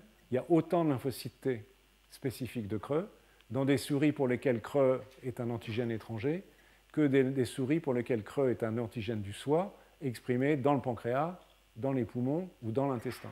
Donc il n'y a pas de disparition des lymphocytes T autoréactifs. C'est ce qui était marqué là, pas de délétion. C'est les deux moins qui sont ici. Okay? C'est ce que montrent ces images. Maintenant, c'est la démonstration expérimentale de ce que je vous ai indiqué tout à l'heure. Donc ce sont des travaux qui ont été aussi publiés relativement récemment et qui montrent la complexité de la tolérance au soi en fonction du lieu d'expression de l'auto-antigène. Mais on peut aller plus loin. C'est après avoir regardé le nombre de lymphocytes, c'est de savoir s'ils s'activent. Donc on entre dans la fonction des cellules. Et c'est exactement la même analyse. On a ici en vert les souris sauvages, en noir carré les souris dont CRE est exprimé uniquement dans le pancréas, c'est quoi, des losanges ce truc-là? Oui. Des losanges des souris dont CRE est exprimé uniquement au niveau des poumons, comme c'est marqué là. Ensuite les triangles dans l'intestin et en rouge les souris qui expriment CRE dans tout l'organisme. Et donc cette fois-ci, on compte les cellules T spécifiques de CRE, mais après activation. C'est-à-dire en présence, ici, on immunise les souris avec le peptide de CRE dans un adjuvant. Donc on les vaccine contre CRE et on voit si on déclenche une réponse immune. Donc ça va permettre de savoir si les lymphocytes T qui sont présents sont capables de s'activer, d'être impliqués dans une réponse immunitaire. Chez la souris sauvage, comme c'est logique, il y a le nombre de lymphocytes T spécifiques de CRE après vaccination augmente d'un facteur 25. C'est une réponse immune classique contre un antigène étranger. Chez la souris qui exprime CRE au niveau du pancréas, même chose. Donc ça témoigne que non seulement il n'y a pas eu d'élétion des lymphocytes T autoréactifs, ils sont là, mais ils sont activables, normalement, de la même façon que les lymphocytes T spécifiques de la même protéine dans une souris sauvage. Donc ce qui montre, ce qui était marqué là, c'est qu'il n'y a pas d'énergie au niveau des cellules T dans un contexte où cette protéine est exprimée dans le pancréas. Bien que ce soit un auto-antigène, il y a des lymphocytes T auto-humains et ils sont activables, ce qui rend les choses plus difficiles à comprendre. Si on est au niveau du poumon et au niveau de l'intestin, les résultats sont les mêmes. Il y a un peu d'activation, mais vous voyez que dans les mêmes conditions expérimentales, le nombre de lymphocytes T spécifiques du peptide de CRE va augmenter d'un facteur 6, alors que dans la souris sauvage, c'est 25. Donc il y a une énergie partielle. Ces cellules peuvent s'activer, mais moins bien que dans une souris sauvage. Donc il y a un mécanisme de contrôle en place, et pas complet. Et dans le contexte où il y a très peu de lymphocytes autoréactifs, parce qu'il y a une délétion dans le thymus, dans le contexte des souris qui expriment CRE partout, les cellules résiduelles peuvent s'activer un peu. Donc il y a un mélange de délétion et d'énergie. Donc les choses ne sont jamais complètement simples. On peut regarder les choses d'une autre façon. Là, on a regardé l'expansion des cellules lors de la réponse immunitaire.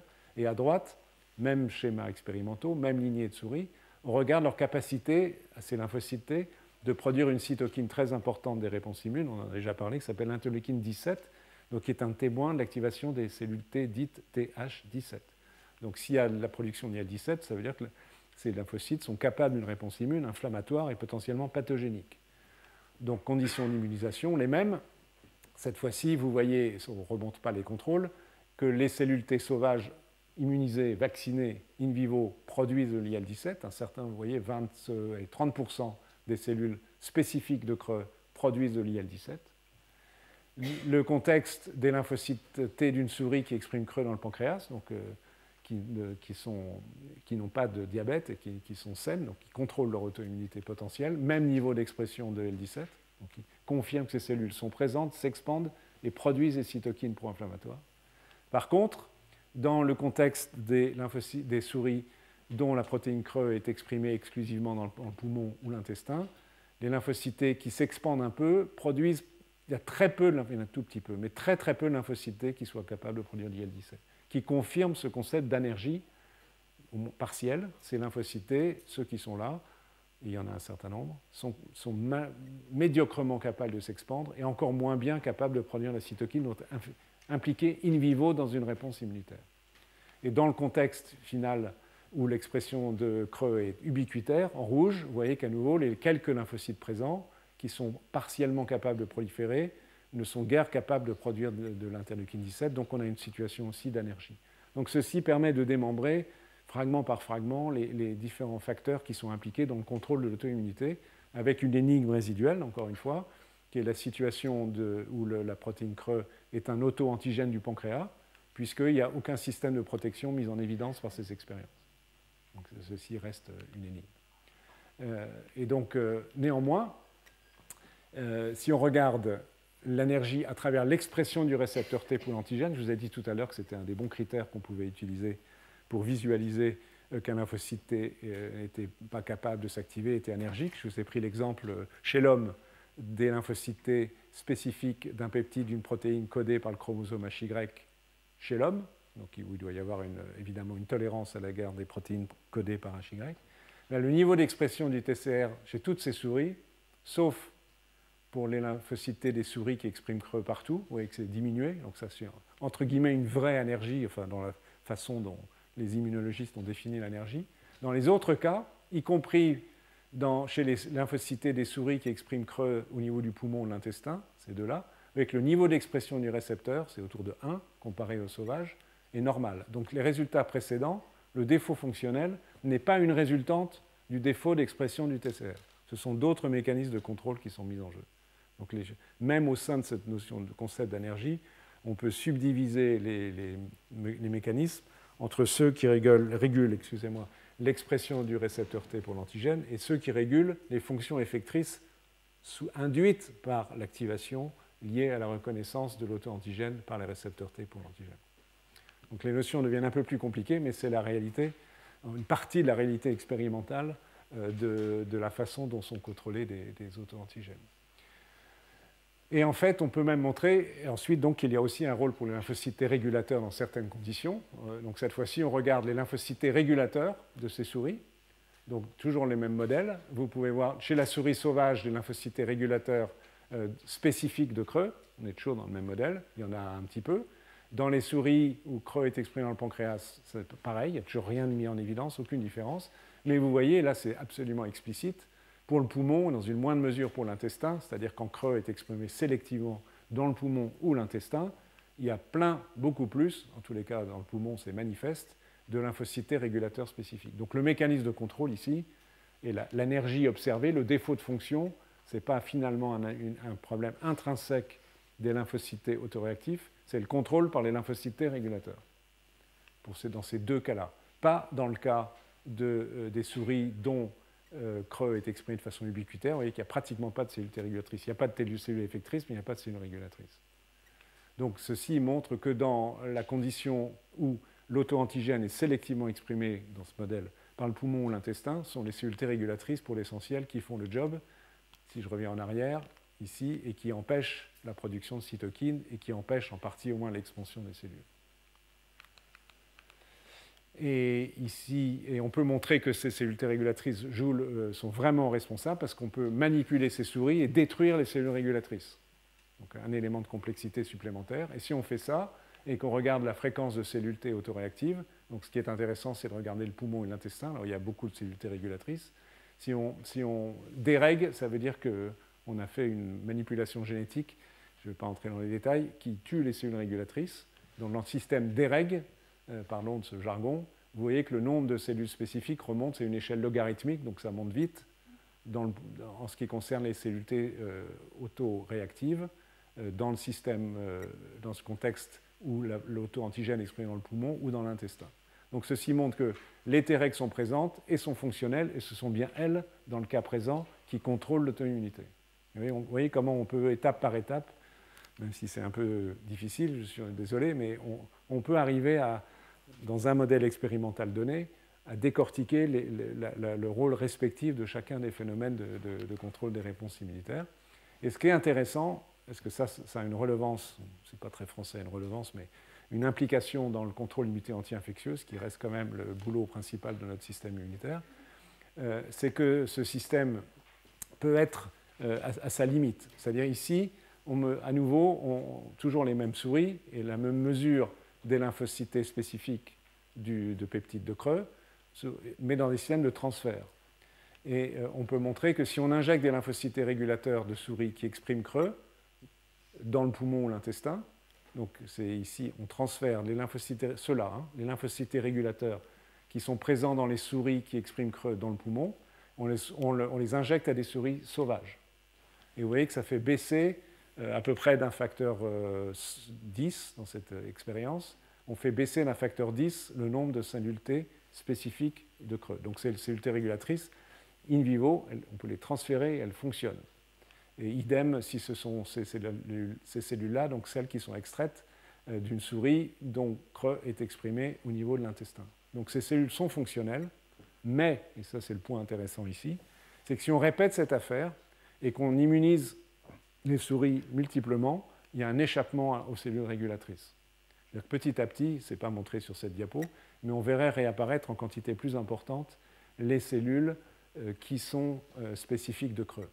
Ceci est intéressant parce que ça montre que si on transpose ça à des situations où il peut y avoir, et on sait que c'est fréquent, une réactivité croisée entre des peptides microbiens et des peptides du soi, on peut penser que la répétition de l'immunisation par les peptides microbiens vont finir, encore une fois, si cette immunisation est persistante et robuste, à entraîner une réponse immune. Donc, de façon, je répète ce que je disais tout à l'heure, et un tout petit peu finaliste, ne pas tuer tous nos lymphocytes T autoréactifs a un avantage, c'est de préserver l'existence de cellules qui sont potentiellement aussi anti-infectieuses, en plus d'être auto-immunes, et que peut-être de temps en temps on en a besoin pour avoir une immunité anti-infectieuse efficace et ne pas mourir d'infection. Donc c'est une façon de contrôler plus subtilement l'auto-immunité pour augmenter les chances d'efficacité de l'immunité anti-infectieuse.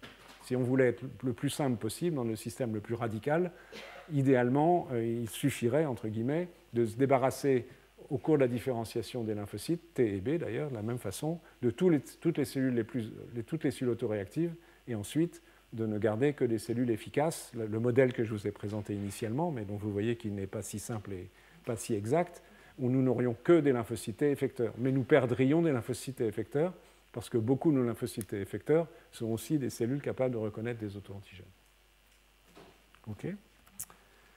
Alors, à ce stade, on va voir qu'on peut encore compliquer un tout petit peu les choses, mais on approche du but, donc ne vous inquiétez pas trop.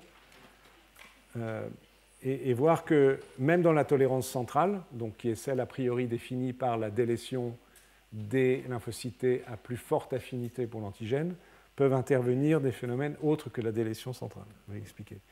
Le principe, c'est un rappel de ce que je vous ai déjà indiqué, de façon schématique. Si on prend les lymphocytes T au niveau du thymus autoréactif, en fonction de l'affinité pour l'antigène, les plus affins vont mourir, délétion. Ceux qui sont très affins, mais pour des auto-antigènes du soi, mais un peu moins que ceux qui meurent, génèrent des cellules T régulatrices, et le reste génère le paquet des cellules T effectrices, ou bien des cellules qui ne servent à rien et qui ne sont pas expandues. Et en périphérie, on a en bleu des régulatrices, en jaune des effectrices, et en jaune pâle des cellules effectrices moins efficaces. Ça, c'est la situation de base. Maintenant, on peut différencier cela en fonction du niveau d'expression des antigènes au niveau du thymus. Donc, en petit a, c'est une situation où l'expression au niveau du thymus d'un antigène du soi est faible, minimale. Si l'expression est plus forte, vous voyez que la fraction de cellules délétées augmente, puisqu'il y a plus de cellules capables de reconnaître avec une forte affinité l'antigène du soi. Et on peut, à l'extrême, si on a une expression extrêmement forte d'auto-antigène du soi, déléter la plupart des cellules. Il ne reste pas grand-chose en périphérie, ce qui peut être embêtant si ces cellules-là sont également réactives à l'égard d'antigènes microbiens, puisqu'on les perd. Okay, donc c'est le schéma général modulé en fonction du niveau d'expression dans le thymus des antigènes du soi, non pas seulement en termes d'affinité, parce que l'affinité c'est l'abscisse ici, mais aussi en termes de quantité d'antigènes.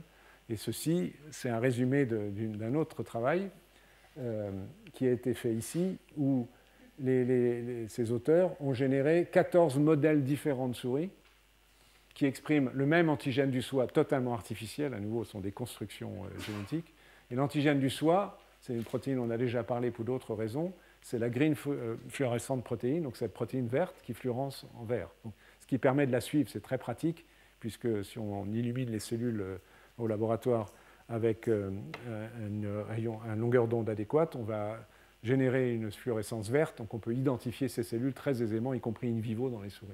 Donc on a des systèmes qui permettent de reconnaître, toujours ces fameux tétramères, des peptides de GFP associés aux molécules déchets de la classe 2, et puis on peut même reconnaître l'antigène directement par fluorescence. Donc on a, en fonction des promoteurs, et on ne va évidemment pas entrer dans le détail, on a des situations où on a une expression de GFP très forte, dans ce modèle-là, jusqu'à très faible. Et en fonction de ça, on peut montrer que le nombre de lymphocytes T dans le thymus spécifique de la GFP est proportionnel, c'est-à-dire plus l'expression de GFP va être fort au niveau du thymus, plus on va trouver ces cellules. Mais ensuite, on va passer ça, on va s'apercevoir que la tolérance en fonction de l'expression de l'antigène au niveau du thymus varie, y compris dans le mécanisme. Deux types de tolérance. On a, si l'expression de la GFP est très forte, c'est la classe 1 ici, avec ce promoteur-là, on a une expression beaucoup de cellules sont présentes au niveau du thymus. Mais si on regarde ensuite ce qui se passe au niveau de la périphérie, on va regarder y a-t-il des cellules effectrices et y a-t-il des cellules régulatrices. Je suis en train de m'apercevoir que je vous ai dit les choses à l'envers, excusez-moi. Le très fort, c'est en bas et pas en haut. Absolument. Donc je reviens en arrière parce que sinon ça ne va pas être clair.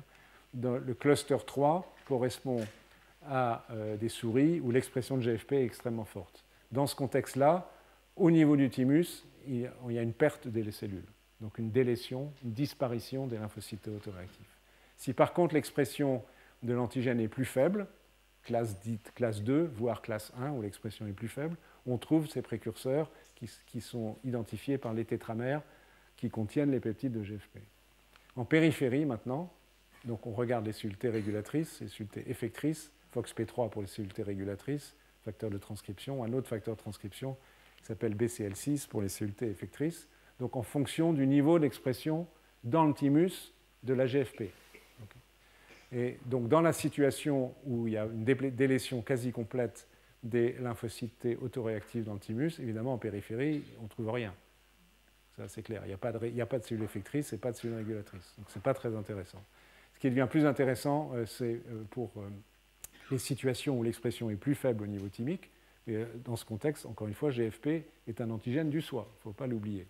Et il faut contrôler, entre guillemets, les clones autoréactifs. Il y en a en périphérie. Cellules T effectrices, elles sont ici, dans ce petit rectangle. Mais il y a aussi, on les voit ici, des cellules régulatrices. Donc, il y a une génération importante de cellules T régulatrices, qui vont contrôler de facto ces cellules effectrices. Ça rejoint ce qu'on a vu tout à l'heure dans un autre modèle. Et dans une situation où l'expression est encore plus faible, on a un peu moins de cellules T régulatrices, il y a plus de cellules effectrices, néanmoins elles ne sont pas actives, probablement aussi par l'intervention de phénomènes d'énergie qui ne sont pas montrés ici. Donc le message là, même s'il est un peu compliqué, et si on revient, non, il est remontré après, je crois. On va passer ça. On va encore passer ça. On va reprendre le schéma qu'on a déjà vu tout à l'heure. Si l'expression est faible de l'auto-antigène au niveau thymique, il y a peu de cellules délétées, il y a peu de cellules régulatrices, il y en a un tout petit peu, il y a un certain nombre de cellules effectrices, mais à capacité d'action faible. Dans les situations où l'expression de l'antigène du soi au niveau thymique est plus importante, vont être mis en jeu des cellules T régulatrices en quantité qui sont générées, qui sont présentes, on l'a vu sur l'image précédente, et qui contrôlent les cellules T effectrices. C'est le mécanisme de tolérance, donc, qui est déjà différent de celui-là. Et le troisième mécanisme est plus radical. S'il y a une très forte expression de l'antigène du soi au niveau thymique, l'immense majorité des cellules disparaissent. Il y a guère de cellules régulatrices, un tout petit peu, mais qui suffisent à contrôler le peu de cellules effectrices résiduelles. Autrement dit, on a introduit ici un autre paramètre. Juste avant, j'ai évoqué la notion de tolérance qui fonctionne selon des mécanismes différents en fonction du site d'expression de l'auto-antigène. On a vu, je vous rappelle, pancréas versus poumon versus intestin versus expression diffuse dans l'organisme. Et ici, on discute mécanisme de tolérance en fonction du niveau d'expression de l'auto-antigène dans le thymus. Et évidemment, la réalité vraie in vivo, c'est une combinaison de tout ça. Donc la complexité est évidemment plus importante que ce qu'on peut essayer de démembrer sur le plan expérimental, et qui montre les différents éléments en jeu. Donc je vais vous passer ça, parce que sinon, arriver à ce modèle, de façon un tout petit peu... Non, ça, c'est pas ce modèle-là, c'est celui-là. Si on veut essayer de schématiser, mais c'est forcément schématique, si on part du répertoire au sein du thymus pour les lymphocytes T, donc probablement on pourrait transposer aux lymphocytes B, éventuellement Simon pourra commenter tout à l'heure s'il le souhaite. Parmi la masse des lymphocytes T qui se différencient dans le thymus, on en a qui ont une très forte affinité pour les antigènes du soi, d'autres une affinité intermédiaire, d'autres une affinité plus faible. Et évidemment, les antigènes du soi sont de plus exprimés en quantité variable en fonction des antigènes. Donc on a une partie des lymphocytes T qui vont mourir, ça c'est le premier phénomène dont je vous avais parlé, par sélection dite négative, parce qu'ils sont activés par l'antigène du soi qui est exprimé de façon ectopique grâce à la molécule R ou éventuellement l'autre molécule impliquée également dans l'induction ectopique des auto-antigènes dans le thymus. Donc on a une fraction qui meurt. Il y a une fraction intermédiaire qui ne meurt pas, mais qui sont produits à l'état anergique, au moins dans un premier temps, c'est-à-dire qu'elles sont capables de migrer en périphérie, mais elles sont peu activables. Néanmoins, ce défaut d'activation peut être surmonté par activation répétée, donc c'est une façon de préserver ces cellules en termes de fonction immune, si nécessaire, en termes d'immunité anti-infectieuse. Et puis les cellules avec une affinité du soi plus faible, épargnées, seront des potentielles cellules T effectrices de réponse immune antimicrobes. La difficulté, encore une fois, c'est qu'il y a potentiellement des cellules T effectrices, entre guillemets, intéressantes, susceptibles de reconnaître des peptides microbiens, parmi celles qui ont une haute affinité pour les antigènes du soi. D'où l'intérêt de préserver tout ce qu'on peut. Et puis, à tout cela en périphérie, donc en périphérie, on a des cellules T effectrices potentiellement actives, des cellules anergiques en règle qui peuvent devenir effectrices par stimulation répétée et intense par un antigène microbien, ou éventuellement auto-immun néanmoins. Et puis, bien sûr, une batterie de lymphocytes T régulateurs, plutôt plus fréquent dans ceux qui ont une relative haute affinité pour les antigènes du soi, qui contrôlent l'ensemble du système. Donc c'est un mélange de ces trois mécanismes qui finalement fait qu'à l'état physiologique, il y a un équilibre et qui permet d'éviter une pathologie auto-immune, malgré le fait, donc un contingent non négligeable, on l'a vu sur quelques images tout à l'heure, peut-être, je ne sais pas, je dis une fraction de façon arbitraire, mais peut-être la moitié de ces cellules sont également autoréactives. Mais elles ne provoquent pas de pathologie, soit parce qu'elles ne voient pas l'auto-antigène, c'était l'histoire du pancréas tout à l'heure, soit parce qu'elles sont allergiques, soit parce qu'elles sont contrôlées par les cellules T régulatrices. Mais la moindre faille dans ce système provoque une maladie auto-immune. Okay.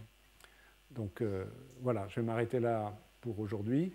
Et le temps que Simon Filatro s'installe, ça vous permet d'avoir 1 ou 2 minutes de pause, de poser des questions si vous le souhaitez. Et ensuite, donc, Simon Filatro, qui est un spécialiste des lymphocytes B et du rôle des lymphocytes B également dans la régulation des réponses immunes. Donc, il va apporter l'élément contrôle par les lymphocytes B des réponses immunes. Donc, on a discuté essentiellement des lymphocytes T. C'est cela dont il va vous parler. Donc, Simon Filatro travaille à l'institut qui s'appelle Necker Enfants Malades, qui est physiquement pour l'instant à Brousset. Il a fait une partie de sa carrière en Allemagne, à Berlin, où il a fait beaucoup des travaux dont il va vous parler, je pense. Et voilà, et il est professeur d'université, praticien hospitalier à l'université Paris Descartes. Je vous remercie.